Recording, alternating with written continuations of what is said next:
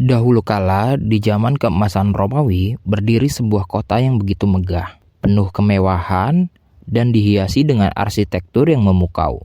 Dan kuil-kuil berdiri sebagai simbol keagungan kekaisaran.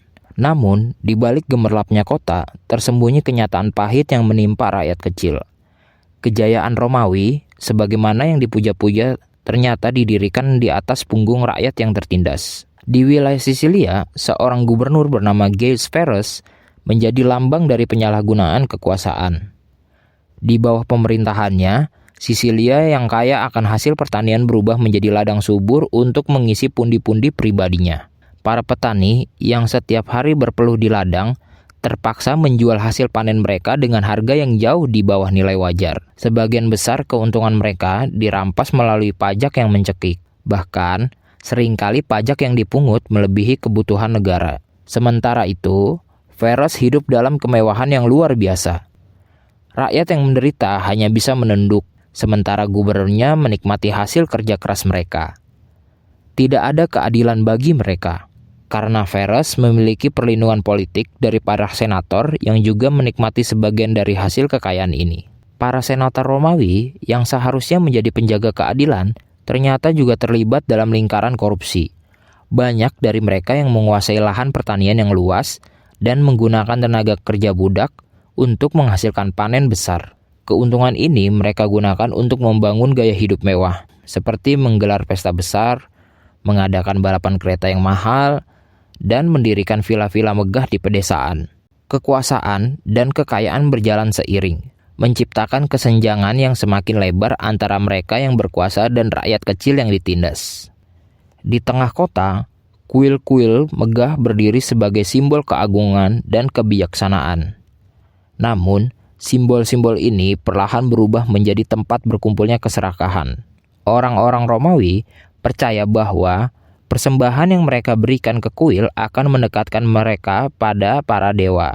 Namun, persembahan ini seringkali disalahgunakan.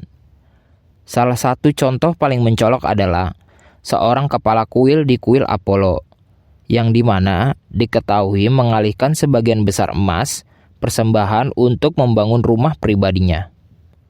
Anehnya, ia tidak pernah dihukum.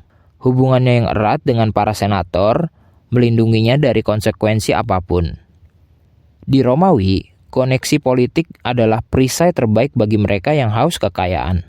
Hubungan erat antara pejabat dan pemimpin kuil menjadi rahasia umum.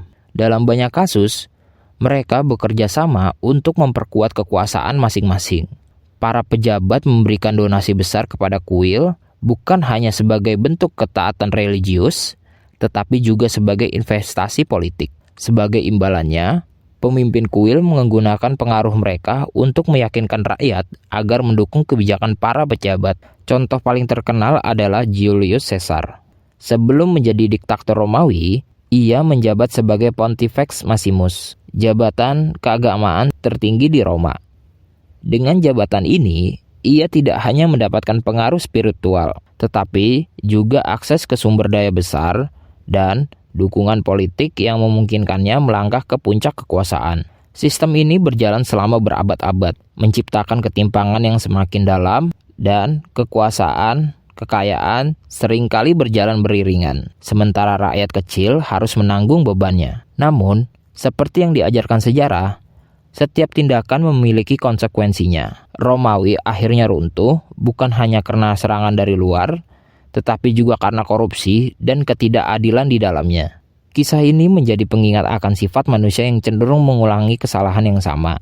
Ketika kekuasaan dan kekayaan disalahgunakan, masyarakat yang harus menanggung akibatnya. Sejarah akan selalu mengingat pemimpin, apakah sebagai tokoh bijaksana atau penindas yang serakah.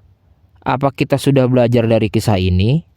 Ataukah kita di zaman modern masih mengulangi pola yang sama?